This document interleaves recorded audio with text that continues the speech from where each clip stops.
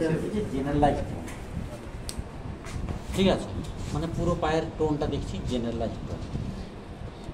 Generalise tone যদি কোনোটা হচ্ছে যে সাপোজ এটা যদি হিউম্যান টাইপ অফ লেসন হয়, হিউম্যান টাইপ অফ লেসন, তাহলে কী হবে, এটা একদম শক্ত হয়ে থাকবে, রিজিড হয়ে থাকবে, মানে মুভমেন্টটা এরকম হচ্ছে, বুঝেছো?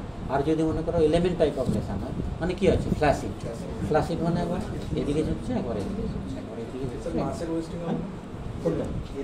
এলিমেন্ট টাইপ হলে মানে মাসেল ওয়েস্টিং হয়। এলিমেন্ট টাইপ হচ্ছে মাসেল ওয়েস্টিং।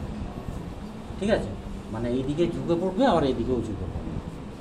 টোনটা যখন হচ্ছে যে খুবই কম, আর টোন যখন বেশি হবে তখন এটা হচ্ছে যে মুভ করবে না, এটা হচ্ছে যে শক্তই হয়ে থাকবে।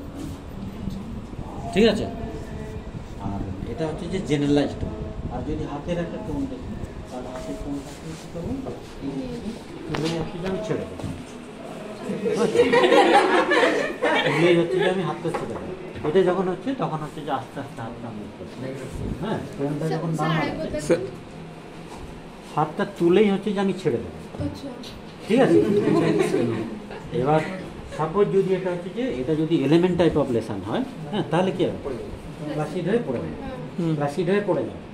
আর যদি মানে হিউম্যান টাইপ অফ লেসন হয়, তাহলে পুরো হাতটা হচ্ছে যে এক্সটেন্ডেড হয়ে স্ট্রেট হয়ে পড়বে, মানে পুরো হাতটা তোমার সোজাও হবে, পুরো হাতটা সোজা হবে। কারণ হচ্ছে যে পোস্টারটা বললাম